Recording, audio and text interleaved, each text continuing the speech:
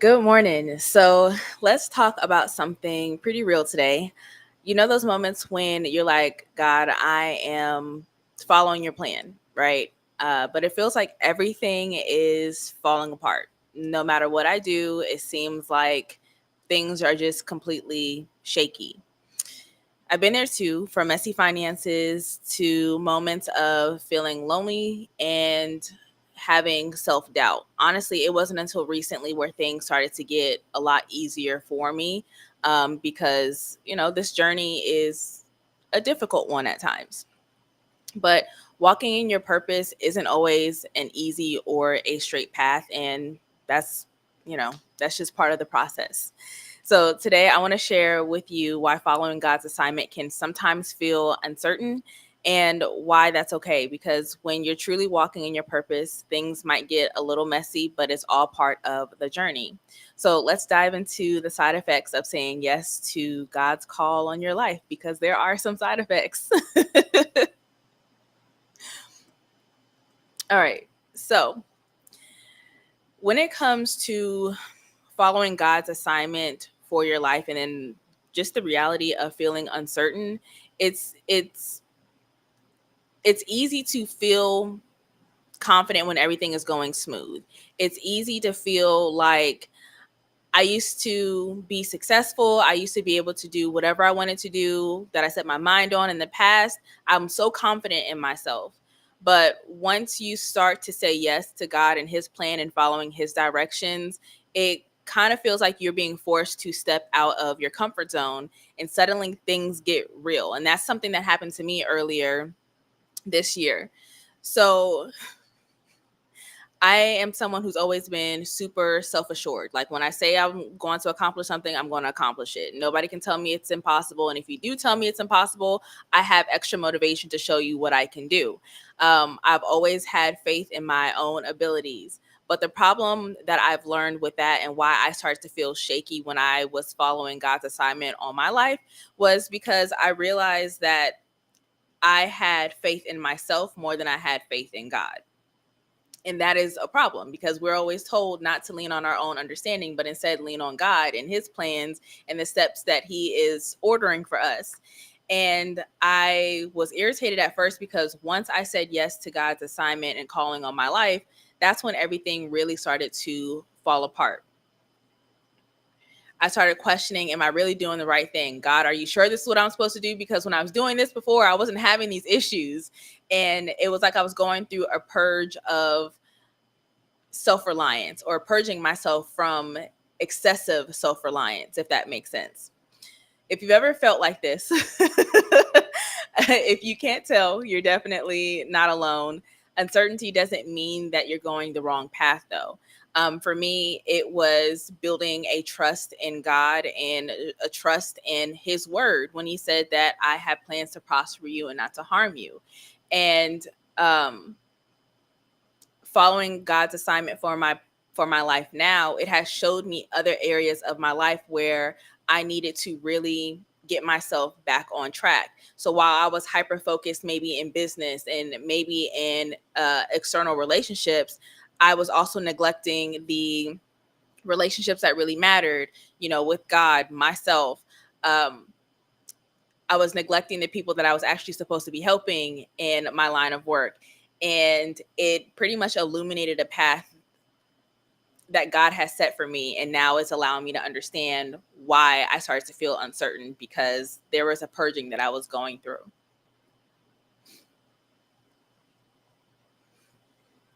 So earlier this year, when it comes to just my assignment, as someone who has been in finance for the last 15 years now and been in business for 7 years now, I could talk about finance all day, every day.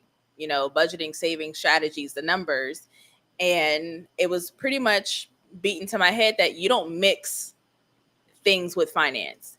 Finance is black and white. The numbers are the numbers. That's it. But earlier this year, when I started to come back from my hiatus And God was telling me and nudging me in areas of, okay, you need to really start talking about faith more. You really need to start talking about your womanhood journey more, because all of this is interconnected, and you need to be helping certain people, but you're neglecting them because you're just talking about the numbers and you're just making it seem like everything is so black and white. And it felt so uncomfortable because one, that required me to have a level of vulnerability with strangers on the internet. And I was still struggling with the vulnerability with myself. And then on top of that, I'm now having to go against the grain of what I've been taught for the last 15 years of the numbers are the numbers, the strategies are the strategies. You don't have to mix, or there's no need to mix anything else in it.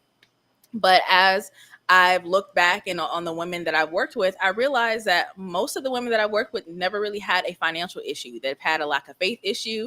They've had an identity crisis issue. They've had a lack of relationship with God issue. And the finances were just a symptom of the bigger issues.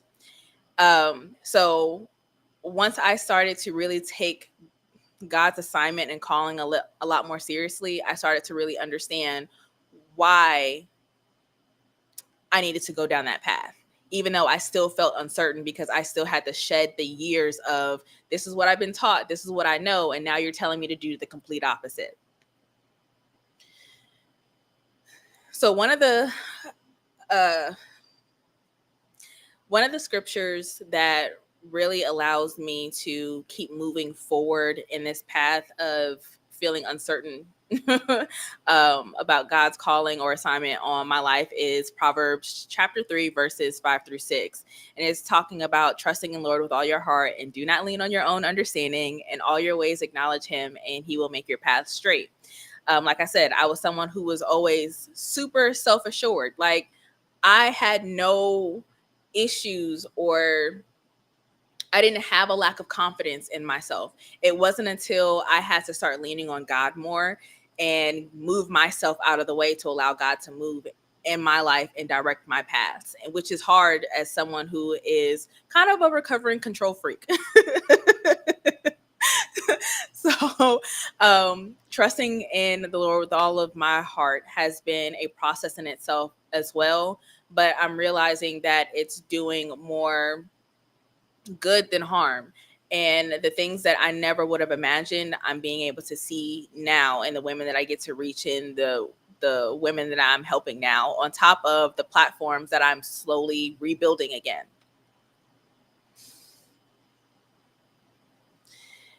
And then if I haven't driven this point in enough, every time I questioned God's calling and assignment on my life, I found that these moments of uncertainty were actually God working on me, helping me shed old habits, helping me to rework some old thought patterns and fears, because the fear of not being in control was causing a lot of anxiety and leaving me feeling stuck in a lot of areas in my life, because if I had this fear, I wasn't going to move forward. Um, it's one of these things where you have to know that it's okay to be uncomfortable, because God doesn't call us to be comfortable. He calls us to be faithful and obedient, and it means you're in a process of growth. Growth is never comfortable. Then when it comes to the side effects of saying yes to God and his assignment on your life, you are going to have to expect messy finances, especially when you're having to unlearn the things that you've known all of your life, or a good portion of your life. That's something that I've struggled with and I'm recovering from, because I'm having to rework how I look at, I've had to rework how I thought about money, because, you think of money being this thing to pay the bills, make sure you're comfortable, have a retirement plan, build generational wealth, which all sounds great. But at the core of what finance is, when it comes to you acknowledging God in all of your ways, it's a tool for discipline and advancing his kingdom for his glory, of course. So a lot of the lot of the thoughts that we have when it comes to managing our money is how can it serve me instead of how can I serve God with it? And having to rework financial strategies around that thought is hard. It's really difficult. And I'm never gonna lie when it comes to this journey because it is hard. It's not this sugar coated, everything is color coordinated, Bible scriptures. Um, it's just it's difficult because you're having to acknowledge God in all of your ways, even the littlest details. Um, saying yes to God a lot. I know when it comes to a lot of sermons that we see online, it automatically will have you thinking that it means I'm going to be good financially immediately. My pockets are going to be overflowing. My bank accounts are always going to look nice. I'm just going to be super abundant right off the bat. That's not how that works. It's not how it works at all, because while you are now reworking your thought process around money, you're now having to rework your habits. You're now having to go through this process of learning a different type of discipline than the worldly discipline. Um, Sometimes when you restart this journey with God and you say yes to the assignment that He has on your life, it is going to require Him to break up an old foundation in your life so you can actually have something solid to build your life on. So I'll take myself as an example, as usual. Uh, my life foundation as like an adult has been based off of what I can do for myself and the faith in myself. But as soon as the littlest inconvenience come up, that foundation could be easily shaken. Whereas now that I've had to go through this breaking season and I'm recovering from it and having to rebuild my life on God Himself, I'm building my life and my finances and everything I do on a foundation that no matter what it looks like externally, no matter what the world looks like, no matter what my relationships look like, the foundation that I built my life on is never going to let me down. Even if I crumble and go through my seasonal depression again, even if I crumble and, I fall away from God again for a little while, He's still going to be that foundation that I can fall back on when I get back. And, when I restart my process again. So whether it's your finances, whether it's your relationships, whether it's your entire life, sometimes you're going to have to go through that breaking. And that breaking also includes breaking up the foundations that you built your life on beforehand, which means it's going to be dusty. It's going to be messy. It's going to have you looking crazy at times and feeling crazy. It's really it's not going to be a pretty process. For example, when we bought this house in 2020, we literally had to gut out mostly everything. And it was an ugly process. Like, we've had to strip tile off the floor and walk around on bare concrete. It was dusty. For 2 years we had tile dust sitting in our in our AC filters, even if we've changed it, because we've had to break up those old foundations. And there's still remnants of that foundation being broken up and having to be cleaned up, because that is what has been there forever. And it's the same thing in our lives. So, with that being said, I want to say that even though you're having to break up old foundations and rework how you think about finances and how you manage them, having messy finances doesn't mean that you are failing. That means that you are being called to trust deeper. You're being called to lean on God a lot more. You're being called to acknowledge Him more in all of your ways. All right, God, it's Thursday. I got paid. What should I do with my finances today? Where should I allocate it? Or, is there an extra offering that you want me to set aside for church on Sunday? I know I'm supposed to give my 10%, but is there something extra that you need me to do? Is there a certain amount of cash that you need me to set aside because there might be a homeless person on the street that's going to come up to me? Like, what is it that you want me to do with my finances? Yes, of course, steward it properly when it comes to your bills. Render unto Caesar what's due to Caesar. But sometimes you're going to be called to do something a little extra with your finances, even though it may cause your finances to be tight too.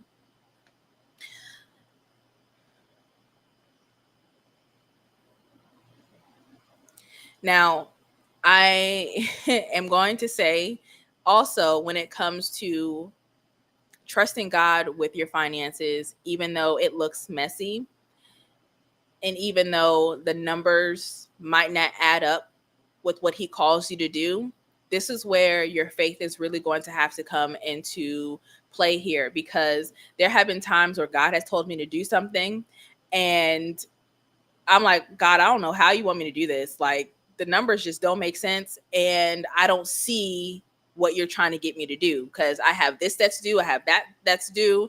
What is it that you want? I need you to give me some more information. But sometimes not sometimes, more often than not, he's not going to tell you anything extra. You just have to be obedient in what he says and then watch the plan unfurl, uh, you know, as you follow what he says to do.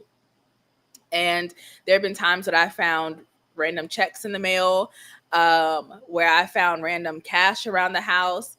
And more often than not, that extra money that's come out of nowhere seemingly has more than replenished what I spent or what God told me to do, or how much he told me to set aside for whatever he told me to do. So sometimes how you handle your finances and how you acknowledge God in your finances is going to show up in ways that you can't even imagine. There are plenty of times where God may tell you to take that last $20 that you have for the week and give it to your neighbor or give it to somebody else because they need it more than you. And if you actually do what you were told to do, that might come back to you tenfold. That might come back to you in a way that you would have never even guessed it. It's just all about God helping you or guiding you to be more obedient to his word, because our call is to be faithful and obedient. And a lot of the actions and a lot of steps that he's going to call us to take is going to require those things from us. And a lot of times, and I'm just going to be real, a lot of times the reason why a lot of us feel stuck is because we're not being faithful and we're not being obedient. Again, I'm using myself as an example. There were times where God told me to do stuff, and because I didn't understand why he wanted me to do it, I just didn't do it. And I was stuck, confused. I felt lost for a long time simply because I didn't take the action or do the action that he told me to do. So, um, last year when he told me to start making room, and I'm like, okay, God, make room for what? I didn't get an answer. I just started doing an audit of my life to figure out what I needed to remove from my life in order to make room for God, to do what he had to do. So that was cutting off certain conversations or certain people in my life. That was me kind of going into a period of isolation. That was me giving up mostly secular music. 90s R&B still has me in a chokehold. That was me like giving up a lot of the things that was taking up room in my life, mentally, physically, spiritually, and emotionally. Then it was, okay, I need you to go on this hiatus. That I didn't have to fight because I had nothing else to give last year or the year before. But during my period of isolation and during the hiatus where I wasn't posting content, where I wasn't doing business, God was working on me, and I made enough room in my life for him to do his work. Then the next thing was, okay, I need you to finish school. Now, I've been in finance for 15 years, so I don't need my finance degree. He had me go to school for marketing. Why, God? Why did you want me to go to school for marketing? um, no answer, but that was something that I had to complete. I completed it and I got my answer. All right, well, obviously, to run business, I need to know what marketing is on, or I need to have a proper understanding of marketing, even though I've had my fair share of experience over the last 7 to 8 years. But then it's okay, now you're going to use the knowledge that you gained from school and the experience that you've gained from the last 7 to 8 years, and you're going to actually use that for your church. You're going to grow their YouTube channel too. Like, there are stepping stones. There are things that God will tell you to do that won't make sense until after you've done it. And that's pretty much just the point that I'm trying to make. Now, when it comes to your finances, first, when it comes, I want to give you some tips and strategies here. It's important to redefine what success looks like. and what following God looks like, because our version of success and what God deems as success for us is more than likely different. Your assignment doesn't always mean immediately financial stability, but it does mean it does mean learning, growing, and trusting in ways that will prepare you for greater blessings down the line. One of my favorite scriptures is Matthew 6, verse 33. But seek first the kingdom of God and all his righteousness, and all these things will be added to you. If we are constantly seeking God first, if we are constantly acknowledging him in all of our ways and what we're doing and what we need to do and what we would like to do, everything else will be added to us. Everything else will be provided for us as usual. When we do things the opposite way, we're seeking everything else and then seeking God for confirmation. Of course, everything is going to feel messy. Of course, everything is going to feel like it's crumbling. It doesn't make sense because you did things out of order. Our job is to seek God and acknowledge God in all of our ways and everything that we do, and everything else will fall into line in that order. So create a plan to manage your finances, and even if it's small steps. Go on a money date. Money date looks like when you get paid, sit down for the first hour or two of your day and plan out your finances. Talk to God over your finances. Hey, God, I got paid today. What do you want me to do? Plan out your bills, plan out your savings, plan out any investments that you want to make. If you don't have a template, or if you don't have anything that allows you to really thoroughly plan out your finances, I do have a financial template. The link will be in the description box or in the pinned comment down below, depending if you're watching this on YouTube or Facebook, or if you're listening to the podcast. But I have a template that will walk you through planning out your entire finances, and it includes targeted Bible studies based off of the actions that you're taking. But you really do need to sit down and plan out baby steps when it comes to your finances. What is it that you need to do, and redefine what that success looks like for you financially, because a lot of our success is worldly success and not godly success. Pray over your financial goals and be open to where God is leading you, because where God leads us sometimes is the complete opposite direction than where we want to go or where we think we want to go. And I thank God for that, because a lot of things that I thought that I wanted, a lot of places that I thought I wanted to go, I found that when I followed God down his path, looking back, I didn't want really what I thought I wanted. And then, if anything, keep in mind Philippians 4:19, and my God will supply every need of yours according to his riches and glory in Christ Jesus.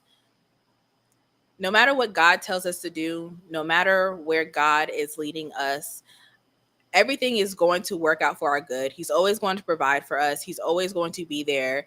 It's just up to us to trust that he's actually going to fulfill his promises and his word to us. And he's never lied to us before, so I don't know why he would start now. So then, after we talk about the messy finances, we have to talk about the other side effect of saying yes to God's assignment, which is loneliness and self-doubt.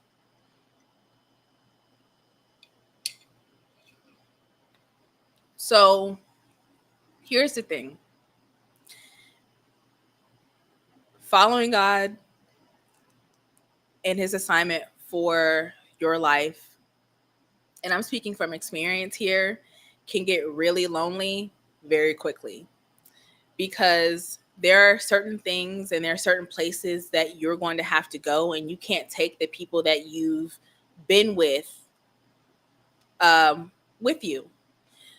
It was last Sunday, not yesterday, but the previous Sunday, our pastor was talking about how sometimes you need to move people out the way, or sometimes you need to move out of the way so you can go to your next destination, or so they can get to their next destination. Sometimes the people that we're used to having for comfort are doing more harm in our lives than good, more harm for our assignment than good, because they're having us be complacent in the area that we're in instead of where God wants us to go. And once you say yes to God, you can't be surprised when all of a sudden that 10-15 year relationship or friendship that you've had all of a sudden doesn't work anymore. All of a sudden y'all are butting heads. All of a sudden y'all have nothing in common anymore, so y'all don't talk anymore or talk as much.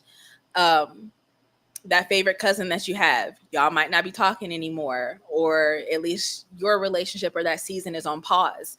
The friendship group that you've known ever since college,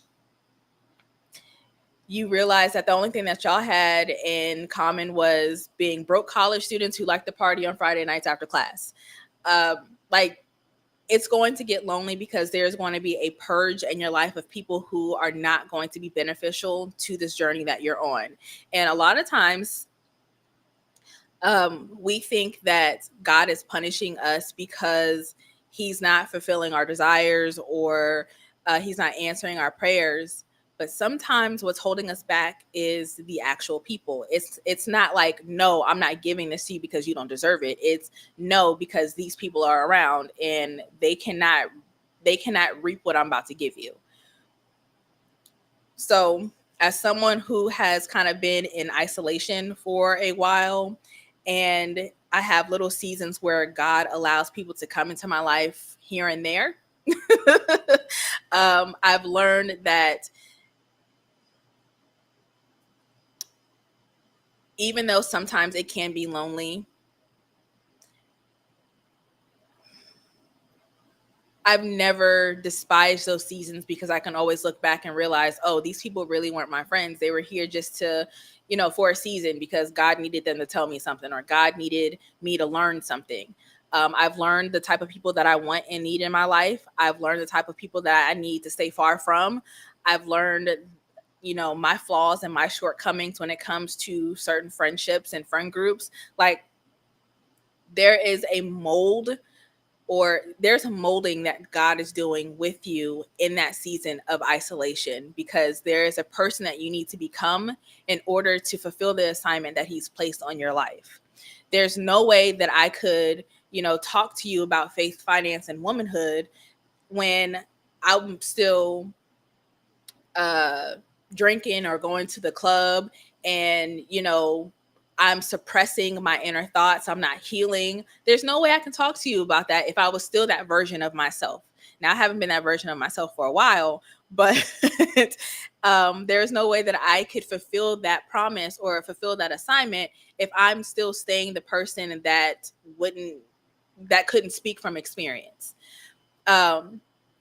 You probably can't fulfill that assignment that you have on your life if you're still holding on to past grudges. You're still keeping people around you because that's just who you're used to being around. You rather be comfortable with these people than uncomfortable with the unfamiliar faces and unfamiliar things that God is calling you to do.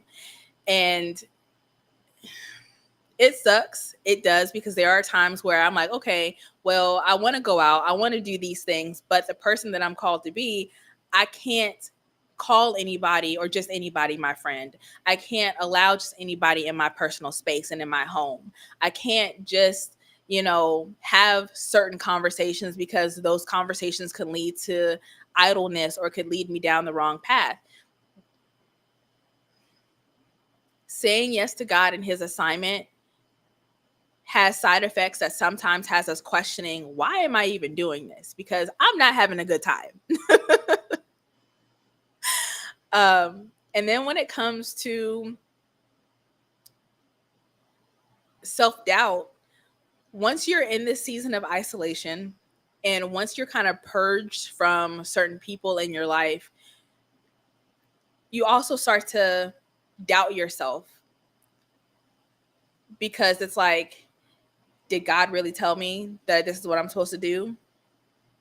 Am I sure that this is what I want to do in my life? Because right now it's painful. It hurts. It feels like I am lost and I'm confused all the time.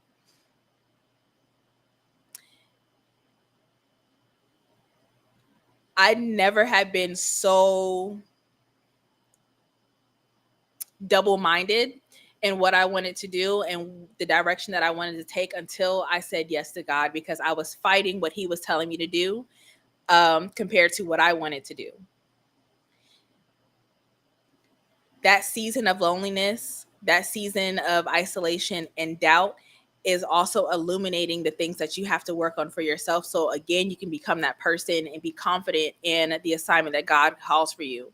I know a perfect example of this, or this person, is Megan Ashley, the host of the In Totality podcast. And I think they had an event this weekend, the Acts 242 or something like that. And like just watching her journey and watching her story unfold, it was that season of isolation that she had to go through, that purging that she had to go through to get to the place that she is now, where she is fulfilling the assignment and walking down the path that God had called for her individually. Our journeys are unique. Our paths are unique. So sometimes it's going to call us to be a different person, and it's also going to call us to have different people surrounding us as well. And while we are finding those people, we're also removing the self-doubt that we have for ourselves, because we're now trusting God and the direction that that he's pushing us towards.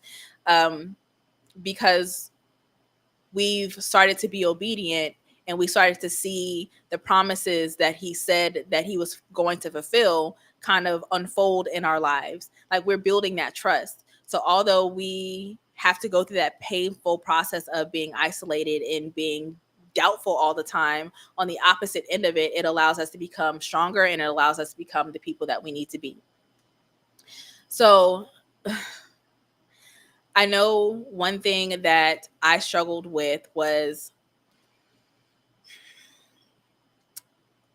it being hard with not letting self-doubt take over when it feels like no one else gets it. Now, we had a guest pastor yesterday, and he was like, we all have our own assignments. And oftentimes, people are not going to understand the vision that God gave you because it wasn't a conference call. There have been so many times where I felt like I've been misunderstood because of the actions that I've had to take to get to this point. Sometimes I felt crazy. Sometimes I felt like people were judging me. Sometimes it felt like I was fighting extra hard for people to understand me, when it really wasn't for them to understand. It wasn't. It was none of their business to begin with. It was only for me to take that vision and do what God called me to do. Because I tried so hard to get people to understand the vision, I let my business sit on the shelf for a year. I started to crumble underneath the pressure of what people thought I needed to do. Like, I let other people take up space in my life and prevent me from moving forward on the timeline that God had for me originally. So it may feel like it's hard when nobody gets it, but it's not for them to get. If it was for everybody to get, then it wouldn't be your unique journey and your unique path and vision. And so the vision that I have for this place I'm in business now is this live stream / like show series that I'm currently doing and flushing out the details for. I've tried so hard to like research live streaming and growing on YouTube with live streaming, growing my platforms with live streaming, and just I tried to research the things that God told me that I needed to do, and there wasn't a lot of information that I could find. And what I've learned was sometimes what we're called to do is actually be the blueprint and create the blueprint instead of following somebody else's. Yesterday, the guest pastor was saying, you're trying to use your daddy's model in today's society, and that doesn't work. Meaning that you're trying to use something outdated. You're trying to use outdated methods, ideas, thought processes for today's world, for today's vision, for today's technology, and it makes absolutely no sense. Excuse me. Um, so yeah, it's not for everybody to get, it's not for everybody to understand. I want you to think about it this way. Every great woman of faith in the Bible had moments when she felt isolated or doubted herself.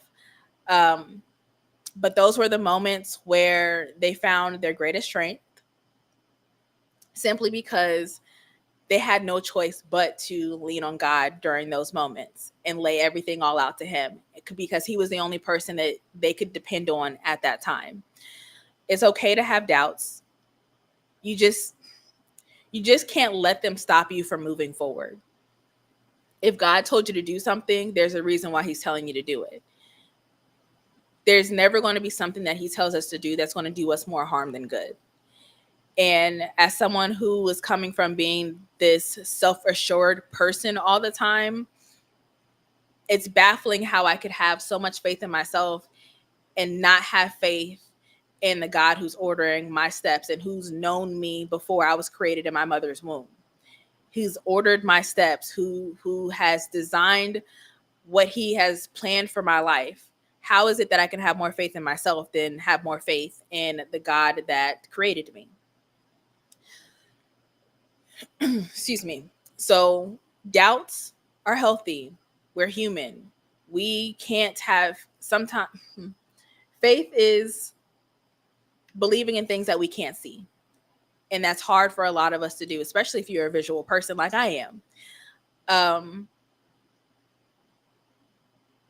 But we can't allow that to stop us from moving forward, or we can't allow it to show up, allow us to show up timid and moving slow in our obedience, because slow obedience is still disobedience to what God is calling us to do. Now, if you are feeling lonely during this journey, this is a time where you get to lean into your faith and lean onto God more, because you realize once you start leaning on God and having more conversations and building connections with him, that loneliness goes away, because he fills your cup with what you need. He fills your spirit with what you need during that time. He's showing you the things that he needs you to know about yourself and needs you to fix and needs you to grow from. This is where also you can seek the proper community for what you need in your life and on your journey.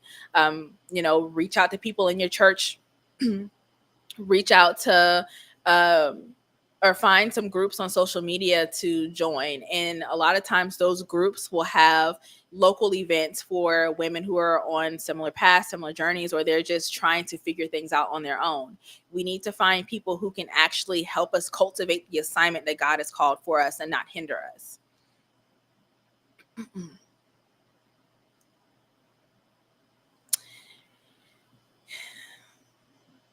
Then when it comes to understanding the assignment that God has placed on our lives, he's not calling us to something without equipping us for it. So the steps that he's having us take, every step is going to come with a lesson, come with a tool, come with a resource that is going to allow us to get to our next destination. And things are going to start making sense. We're going to start building out the picture that God has already created for us and that he can already see for our lives.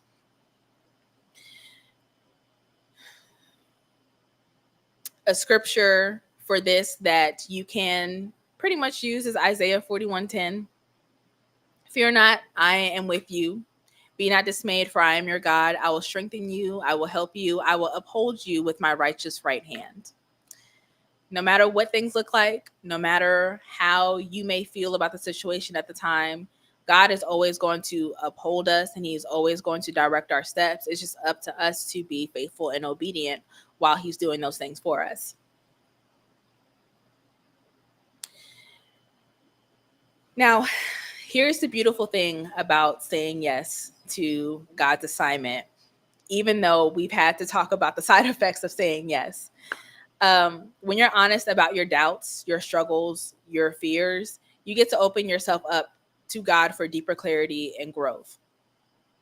There are times where I go to God frustrated, angry, sad, upset. And I'm like, God, I really just don't understand what it is that you're doing in my life, what it is that you're calling me to do, because nothing seems to make sense. I can go to him in my most vulnerable moments, and in that moment I get to live the scripture that says God is close to the brokenhearted. You know, in those moments, that is when it feels like God answers me quickly, because it's like, all right, I'm tired, I'm really confused, I don't know what to do, can you help me? um it's it allows us in those moments to find God and allow God to come to us, come to our levels, to be what we need him to be in our lives, and allows us to build trust, and allows us to start feeling certain on this walk and on this assignment that God has called us to do. Now, this is going to be a journey that is not going to be easy, but we already know it's going to be worth it in the long run. We're going to look back on our lives and be like, man, I was over here tripping for no reason. I was over here frustrated with God because I didn't understand what he was calling me to do. But now I'm on the opposite end of it, and I can understand, okay, this is why he had me do this. This is why he had me finish school. This is why it was hard for me to find another job. This is why, he told me to do this with my finances. This is why he told me to stop talking to that girl, and he said that she was not my friend. Like, you'll start to get the answers to a lot of the things that you were questioning. And then sometimes you just have to confront your inner struggles. Like, you have to sit and acknowledge them. We can't just run away from them. Every time we are having our weaknesses and, feeling our insecurities, whether it's about our finances or our community or the lack thereof, our purpose, our confidence, whatever the case is, you truly get to find freedom when we confront those struggles, especially if we confront those struggles with scripture. Because a lot of the things that we like to feed ourselves go directly against what God said is going to happen in our lives anyway. So if we can find a scripture to combat every negative thought, every negative feeling that we're having in terms of the assignment that he's called us to do, we start to realize that a lot of the feelings that we have are unnecessary, and we're really just lying to ourselves.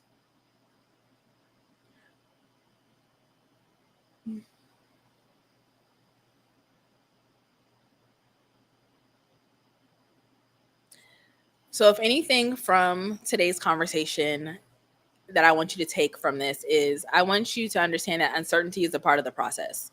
It's okay to have doubts. It's normal. It's healthy. It's just, it's in those moments, it's in those uncertain moments where you find the strength and clarity to keep going, because you have no choice in that time but to trust and lean on God. Being able to use this season to prepare you for something greater. And we know that in all the things, God works for the good. God works for the good of those who love him and who have been called according to his purpose. And that's Romans 8:28. Having our emotions is not sinful or is not, disrespectful. It's just what we do with them that can cause issues for us in the long run. A lot of us are left in seasons of feeling stuck and isolated a lot longer than what God intended us to be, because we're just simply being disobedient, and we're simply not following the path that he told us to follow.